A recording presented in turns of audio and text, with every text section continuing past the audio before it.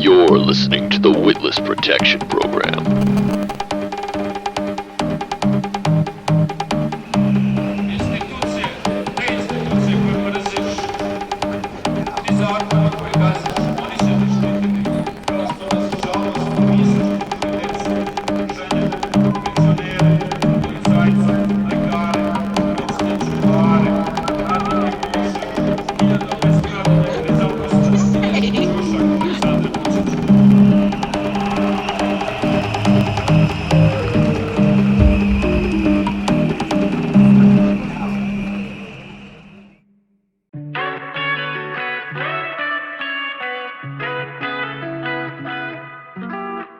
It's a sign you just couldn't read it. Energy is heavier than elephants. This open mind's always feeling oh so exposed to the elements, but we define what is relevant. The blisses all started settling. I'm trying to be a resident. It's so inviting, but can you hear the moon? Out and back at you, but can you hear the moon? Out and back at you.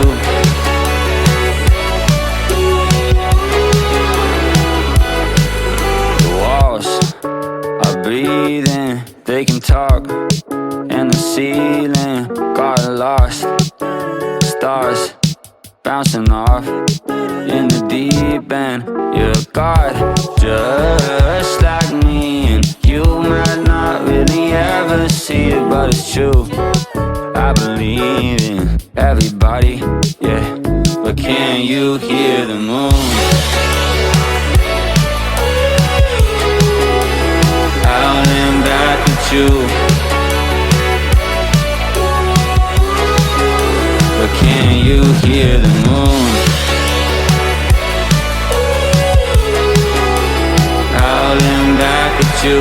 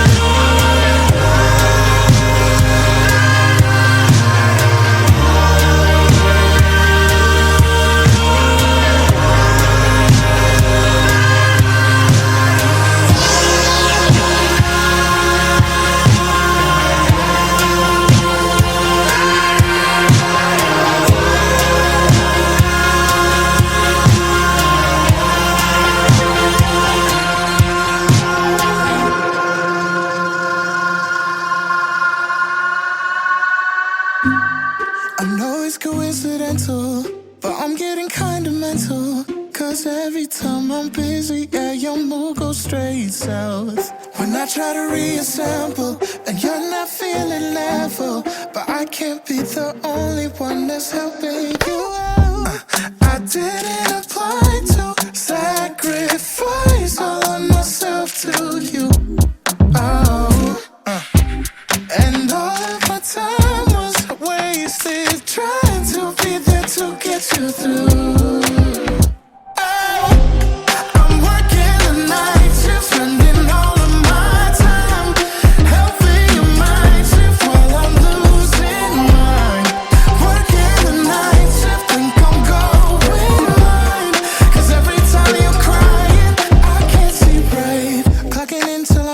stressed out, I got a psychic now, yeah, with a therapy couch. Pay you attention like I pay my rent, and when the last song sank, got a brand new ticker. Try to give you the benefit, give you all of my credit, but I think we come to the end of it. You've been maxing it out, I don't have much to give. I'm working the night shift, spending all of my time helping your mind shift while I'm losing mine. Working the night shift, think I'm going blind, 'cause every time you're crying, I can't see bright. You fall asleep too fast. I hope my head don't crash. Don't think that I can last. You're supportive. Sometimes I need the same. Been falling through my brain. I gave myself away, 'cause I need you. I thought this was a two-way track. Turned around and now there's no way back. Close my eyes and drift away.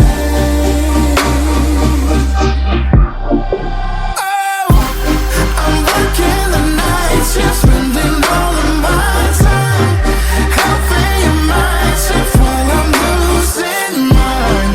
Working the night shift, think I'm going blind, 'cause every time you're crying, I can't see right. Stay tuned for our upcoming interview with Bipkish, global ruler and music producer. Hosted, of course, by the incredible John Doe.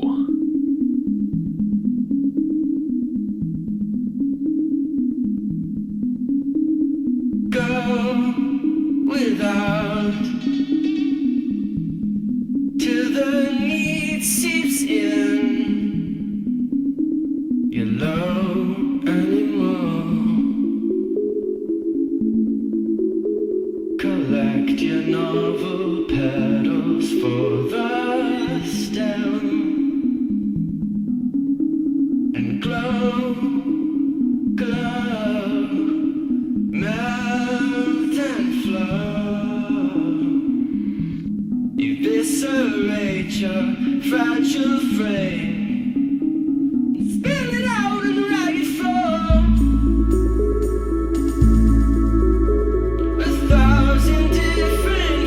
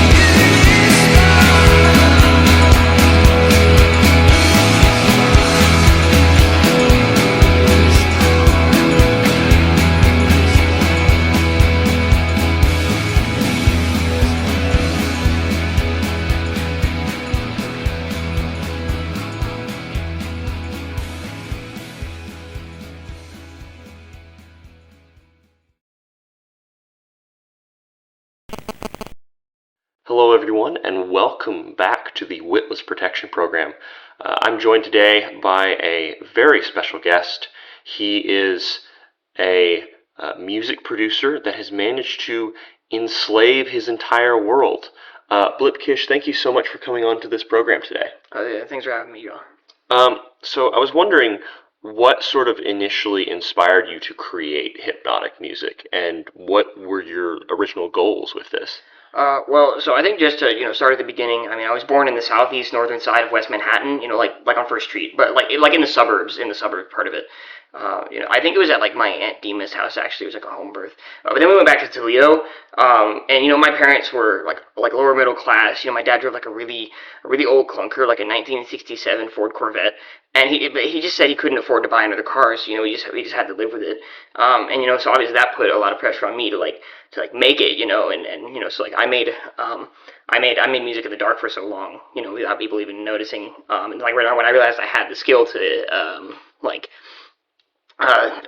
hypnotize people with the music, I just I really had to use it for myself and for my family. And this hypnotizing is not like, you're not saying that as an adjective to describe, your music as, oh, it's really cool, it's so good, it's hypnotizing. It actually hypnotizes people. Right, yeah, no, they fall into a fugue state. Okay. And so at what point did you decide to use your music to influence and ultimately take over the world? Right, well, I mean, I always loved playing music, but like growing up it was kind of hard because I got kicked out of band class when I was in middle school. Because my teacher said I was a little sharp. I told him he was dull, and he didn't like that, and so he kicked me out. But I mean, I kind of I lived with it. I just practiced at home. And then like when I got out of high school, I talked to my parents and kind of played with the idea of studying abroad at this random art school in Vienna. I heard it produced some really influential historical figures, but they rejected me too. So I've always been forced to be alone in my music journey, and I just decided something had to change. Like it was really time that people just started giving me everything I ever wanted, and I mean honestly everything that I ever deserved. So that was yeah. Okay. And so with that background and what you've been through and what you've experienced, how do you justify your actions? Because I'm sure there's some people that would be critical of taking over the entire world. It might seem like a little bit of an overreaction, right? How do you justify these actions, and what do you really hope to achieve on a global sort of scale? Well, I think a lot of the songs that I write, they have a lot of me just kind of in the lyrics and in the production that I do, and so I think a lot of my music really speaks for itself. So if you want to know the answers to those questions, I think you just listen to the songs, man. Okay. Could you give like an example of maybe a song in particular that really hones in on what your goals are? You can point our listeners to. I mean, possibly, yeah. I mean, like I said, my artist name is Bitkish. You can find me on like Spotify and Apple Music. So a certain song, would probably be like Salt Shaker. It talks a lot about like gentrification and like how like people usually they ask for the salt first, but they leave the pepper where it is. And so like part of my what it talks about is just like the hard part of being the salt shaker, right? The thing that everyone wants, but like they also they forget about you, right? Where they're like, oh man, I forgot to salt my food, and so they kind of look for it later, right? Like after it's already gone. And so I think that like it really speaks to the struggles that I had growing up, and really just justifies a lot of the things that I'm doing now. Okay. Can you sort of describe your creative process for composing hypnotic music, right? And maybe touch on like what the difference is between making just regular music and that switch to making it hypnotic. Right. So I mean, a lot of that's a really great question, because a lot of producers really they open up any random DAW, like some any Joe Schmo could like download FL Studio and just like throw some beats together, right, and sell them on any digital marketplace like Splice or something. But that's not really how you make hypnotic music, right? That's just going to be something that no one ever sees ever. And so I think part of what really first told me that I could make hypnotic music was when I really started playing shows, because I realized it was really more about me than it was about like the production. Because I went to a random I think it was like a bar or something, just like downtown in Toledo, and I just got up on the mic and I sang, that song I was talking about, Soul Shaker. And and I didn't even think it was that good when I wrote it. But then I was up there and I was singing, and everyone seemed to be having a good time. And then I realized they're all just kind of vegetables. They stopped responding in any way whatsoever, and I got a little upset. And so I told them to maybe just like start a bar fight, and then they immediately started mauling each other. It was gruesome, but also eye-opening. It told me something about the human psyche that I hadn't realized before, which is that if you tell people to hurt each other when you hypnotize them and they're forced to obey you, they'll actually do that. So really, that was kind of part of it. Is I realized I could just put my voice telling people to do things. Specifically, I started changing how I wrote songs to appeal to different groups like world leaders, and telling them to like argue in particular ways that like put me up on a pedestal as like a moral voice when I really didn't deserve it, and I have no political experience whatsoever. But they listen to me anyway, so that's my voice. Okay.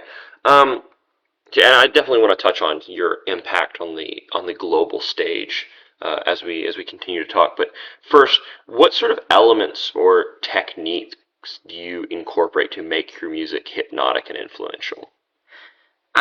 So I mean, I think I was really inspired by like regular pop music, and eventually the rise of hyperpop. Just how it's the sort of thing where like it gets stuck in your head, and it's like even if you don't like it, you listen to it over and over again, and then eventually you're like, wow, this is way better than I thought it was. And that's like it's like a small piece of what I really do. It's hard to like explain all of the minutia, and I wouldn't want to give all my secrets away. But I think an important part is really just learning to mix and master. It's a really important aspect, because I think a lot of young producers coming up now, like they just think you can just throw something together and like put it on SoundCloud and everyone's going to listen to it. But if those peaks are so high, they're just like bursting your eardrums, man. No one's going to listen to that. And I mean, when I was like I said, when I was younger, like my family was pretty poor. It's like I could have hired a producer to mix and master my own stuff, but like I mean, it was going to sound bad anyway. So like I was just gonna do it myself, and the more I did it, the better I got at it. And then eventually I started taking some of the old things I learned in my normal music and putting it towards my hypnotic music, and actually started being more effective. People started like dancing along with doing all that bar fight mauling. Wow, that's really interesting. How do you ensure that your music has a consistent effect on different individuals? Because obviously everyone has different tastes, everyone has different experiences, they have different kinds of music that they're looking for. How do you cater to those different perspectives and tastes? So I think it's really important for an artist to not cave to societal or even fan pressure in a lot of ways. And so really I just kind of follow what I want. So if I really want someone to DoorDash me a Big Mac for free, I'm just going to write a song about wanting to DoorDash a Big Mac, and then it shows up at my door when I release it. So it's like it's really less about trying to pander to audience taste, and I think the audience responds best when I really speak from the heart, specifically when it is demands that I force them to do by hypnotizing them. They really respond well to that. I find that if I try to cater to more what they want, they just kind of stand there and get a little confused, because they're like, I think, I don't know for sure, because again, when they're hypnotized, they're sort of just like in vegetable states, just awaiting commands, and so it's hard for them to really communicate what they even want to me. So after I've been doing this for a few years, and everyone was already hypnotized, it was sort of like, it was kind of lonely in some ways, but it also really pushed me to kind of grow in my own internal dialogue, and really figuring out how to express what I felt on the inside. And the fans have been really receptive to that, I think. So would you say that all of your fans, all the people you've made music for, are they in a sense looking for a controller, like seeking for someone to tell them what to do, do you think? Or do you think there's a part of them that really hates the fact that your music hypnotizes them, and that it has such a grab on their psyche? I don't know. I think that's a very good question. I think I'm a pretty free spirit. I never really liked authority, and so I think that if I was forced to be beholden to someone else's whims and everything, I might be a little bit upset. I think there are definitely times in my life when I think I have, like that one band teacher. Recently I found that he actually became a fan of my music, and so I told him to go into the bathroom at the middle school that he still teaches at after 30 years, and continue to give himself swirlies all the time, just to make up for the slight inconvenience he gave me when I was in middle school. I think it's really about just like it's really about being fair. I think if you're fair, people like you, and they sort of accept what you're trying to do, even if it's sort of controversial. And I think, the commands, like I think it's really fair for just all the things that I've been through, that I just get to, kind of have all of my needs met, in the way that it should be, right? Like, I mean, I've completely annihilated capitalism. I think that's like any good modern artist would imagine that's the proper way that things should be, just like in this anti-capitalist society that we live in. Like, it's I'm doing good things, for me, and I think that's really what's important. So, who decides what is fair, Bipkish? Me. You do? Yeah. Like, exclusively? Yeah. I mean, I'm in control, so why would I? Okay. Anyway, let's moving on. How would you say that you tailor your music to resonate with different cultural and demographic groups? We talked about the individual, but of course there's language barriers and that sort of thing. So how do you account for that? Right, that's a really good question. So I didn't even bother with America at first, because I knew those little pheasants would follow any trend that they kind of wanted to. And I think Taylor, she had a really good impact on, I guess, like making a blueprint on how to like make little sheep. But she was a little too late getting into the indie reverse post hyperpop punk screamo genre, and so I think that I really I beat her there just in time. I thought if she had kind of evolved a little bit more from where she was, she might have had a better grip. But by the time I got there, I was just a little bit ahead. So I kind of taking some inspiration from her and the way that she sort of just wrote some of her music. It really just inspired me to like I said, speak from the heart, in just a way that was sort of relatable to people and really made people want to, follow your every whim. So you mentioned taking inspiration from her music. What research or methods do you use to understand the psychological and cultural nuances of different people groups and tailoring your music towards them? So, I mean, like I said, I don't do as much research about things anymore. I really try more to just kind of look around and get inspired by things and really speak from the heart on my own stuff, instead of trying to, tailor to different groups. But I think, in the beginning it was a lot of, I think I saw one person, say that they went and, looked at a bunch of different scientific papers to make like an IDM beat that was supposed to be scientifically more appealing, and I appreciated that, but I'd seen at least 100 TikToks on the thing by the time he made it, and so honestly, he didn't have a firm grasp of the topic in the same way I was, and so that's really where a lot of it came from. Just watch TikToks on it from people who they really know what they're talking about. That's why they're on TikTok, and so that's why I just just used that to really get inspired. Can you give an example of a piece of music that you've created for a specific demographic and what impact it had? Yeah, sure. I mean, I had one song that was called Lantern Bylaw, and at first I thought I was going to have a hard time getting it, into like Europe, I guess like Northern Europe. Don't check me on that. I'm not really good at geography, American privilege. But basically, the one thing that had a problem is that Chechnya they made a ban for certain songs at BPMs that were in too fast or too slow, because they're trying to be culturally homogenous and all that, which is super great for them. But I mean, it was hard because it kind of stopped me from controlling them. So I had to do something about it. Yeah. So, but I figured out, I could just.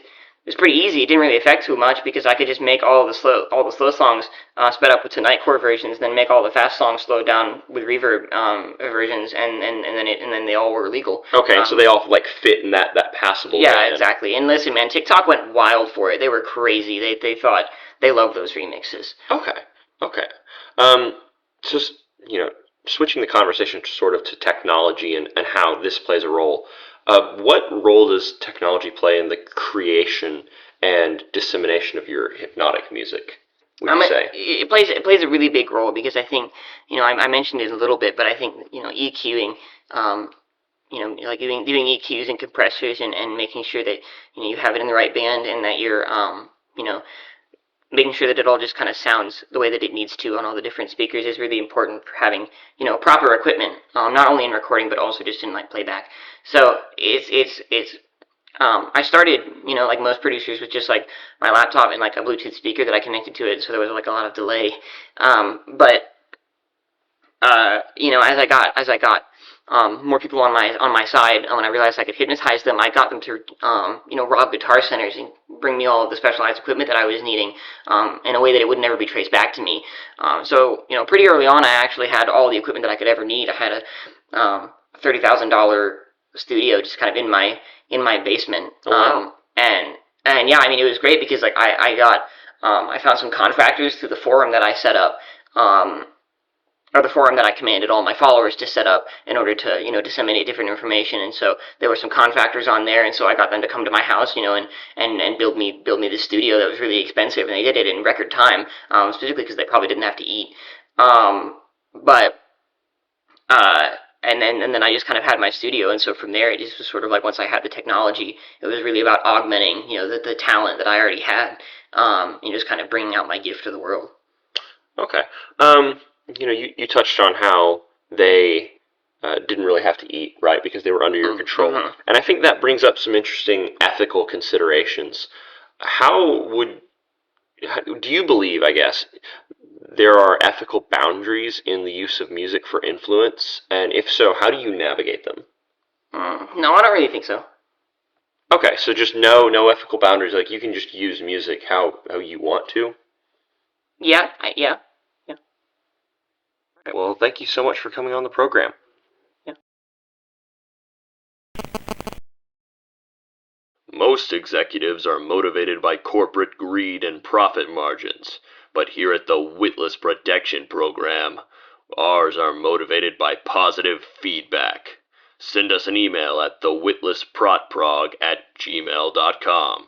That's thewitlessprotprog@gmail.com. I know you know I'm not too discreet, walking around, heart on my sleeve. So you say you love me, but not the way I need. Things are so close to what I want to be. I've known you so long, and maybe too well. All of the boys you kiss and tell, though I'll never be them. See, I'm just a good friend, though it's not quite bliss. I don't want this to end. Oh, she wants me to be loved. Oh, she really, really does. Oh, I can't stop feeling I want her love, but all my dreaming is not enough. So in the morning the sun will rise, and I'll wake up and she won't be. Oh, she wants me to be loved. Oh, she really, really does. Let's take a walk down by the beach. It's warm on the sand. We'll save space for Jesus. I'll pick you flowers while you count the hours till you can go home and watch drama TV. I'll say it now, there's no turning back. Time after time, my odds are stacked. So I'll say it, no kidding, while you wish I didn't. Maybe this time will be different for me.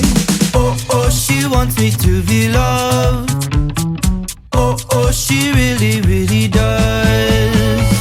Oh, I can't stop feeling I want her love, but all my dreaming is not enough. So in the morning the sun will rise, and I'll wake up and she won't be.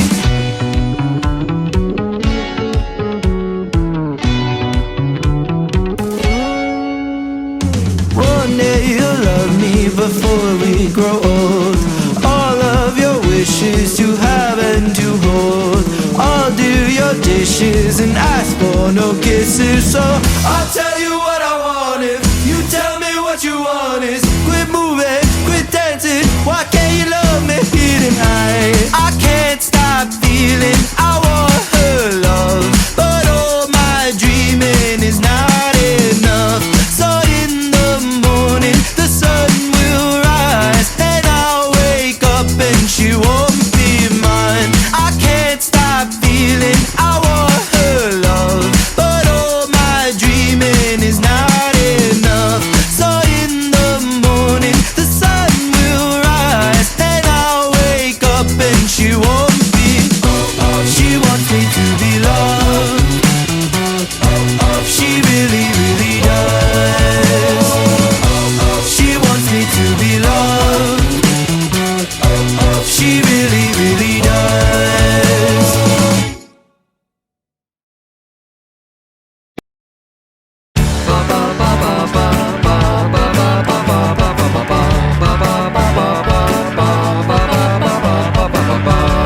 I've been seeing her 5 days out of the week.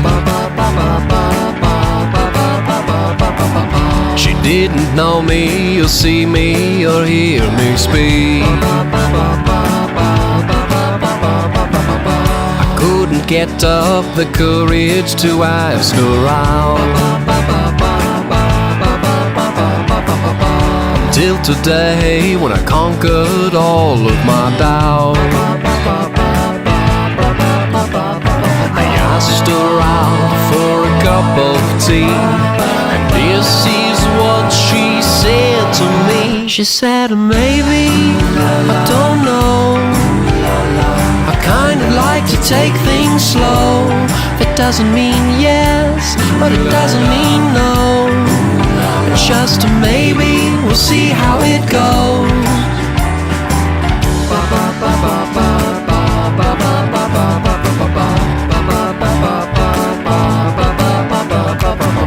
I've seen her walk and her feet barely touch the ground. She's such an angel with the wings she hovers around.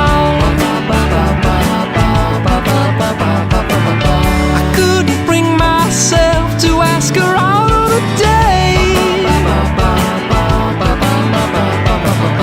Until today, when I did before it was too late. I asked her out for a cup of tea, and this is what she said to me. She said, maybe, I don't know, I kind of like to take things slow. It doesn't mean yes, but it doesn't mean no. Just maybe, we'll see how it goes. Oh, I could be the one she wants and be the man of her dreams. Oh, I could be the only kiss that she would ever need. I could be, yes, I could be, maybe.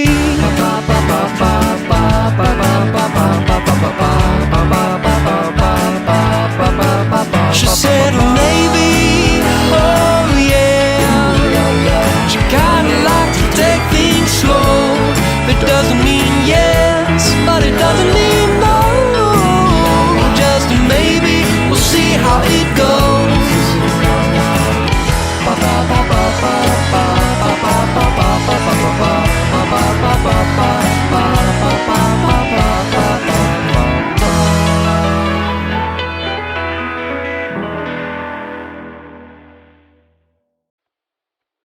Admit it, you're feeling festive.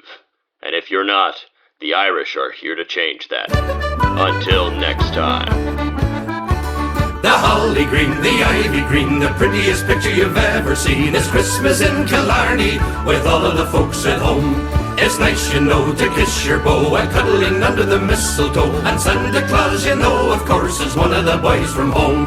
The door is always open, the neighbours pay a call, and Father John, before he's gone, will bless the house and all.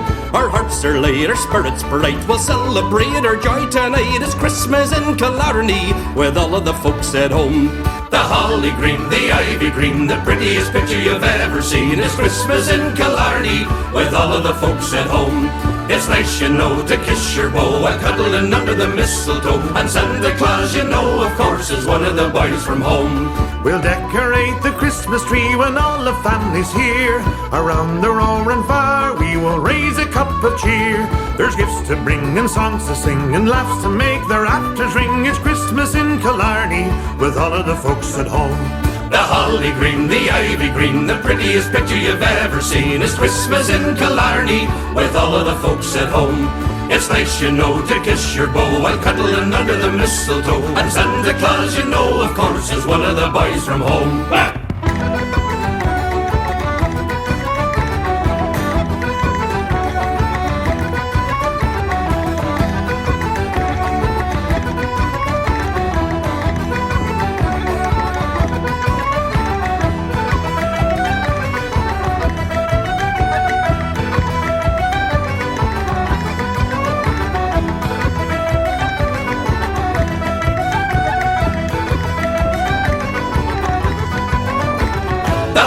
green, the ivy green, the prettiest picture you've ever seen. It's Christmas in Killarney with all of the folks at home. It's nice, you know, to kiss your beau while cuddling under the mistletoe. And Santa Claus, you know, of course, is one of the boys from home. We'll take the horse and sleigh all across the fields of snow, listening to the jingle bells everywhere we go. How grand it feels to click your heels and dance away to the jigs and reels. It's Christmas in Killarney with all of the folks at home. The holly green, the ivy green, the prettiest picture you've ever seen. Is Christmas in Killarney with all of the folks at home. It's nice, you know, to kiss your beau while cuddling under the mistletoe. And Santa Claus, you know, of course, is one of the boys from home. The holly green, the ivy green, the prettiest picture you've ever seen. I'm handing you no blarney, no matter where you roam. It's Christmas in Killarney with all of the folks at home.